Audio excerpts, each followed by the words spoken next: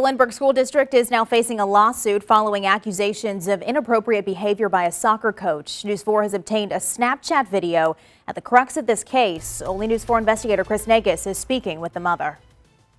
The scariest ones are the ones you never see coming. She wants her face concealed, but Jennifer wants to share her daughter's story publicly, which has resulted in this civil lawsuit against the Lindbergh School District and a man named Brian Cox. He started his grooming being her soccer coach. According to the lawsuit, Cox used his position of authority and trust to engage in inappropriate boundary violations with Jennifer's daughter.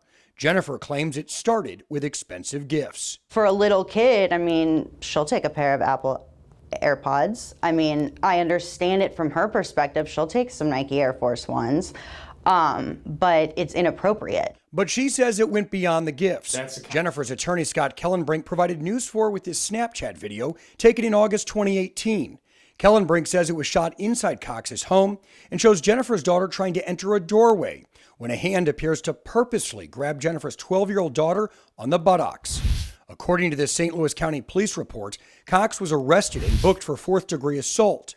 But more was revealed during the investigation, including an incident more than 4,000 miles away. This young lady has gone through a lot, culminating in the events that we've talked about in Hawaii. Because Cox was also the father of her daughter's best friend, Jennifer allowed her to accompany Cox on a family vacation to Hawaii in 2019.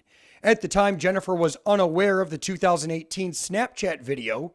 The Hawaii trip led to more accusations. He was a family friend. We didn't think he was capable of this. According to the lawsuit, and also documented in this investigation by the Missouri Department of Social Services Children's Division, Jennifer's daughter reported a serious accusation on the final night of the trip.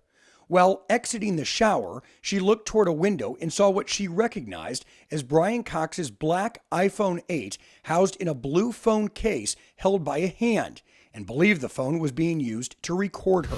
One of the primary pieces of physical evidence in the case will be the phone that we believe was used to make a recording in Hawaii. You guys would like to get a hold of his phone? Absolutely. And do you think that evidence would still be there? Time will tell. Police were called, and according to the lawsuit, Cox's wife emailed the property manager and said, "I'm not sure if there's anything you can do, but one of our girls saw someone with a phone taking pictures through the bathroom window. They were trying to get in through the bathroom door also. My husband ran outside to check on things as he was in the second bathroom taking a shower and heard something. No one was there when he went outside." My daughter still goes to therapy. She's still, there's no getting over this. As for Cox's arrest regarding the Snapchat video, the case never moved forward. Jennifer claims a snafu at the county counselor's office led to a dismissal. It was dismissed in November of 2019 because the attorney under Beth Orwick, who was assigned to prosecute the case, filed it one day too late. So she blew the statute of limitations and the case was dismissed. County Counselor Beth Orwick told me she can't comment on dismissed cases.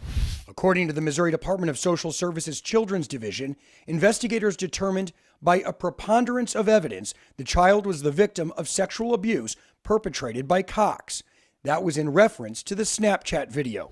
The school district is being sued because Kellenbrink claims it violated its own guidelines and that coaches aren't supposed to transport minors to and from practices.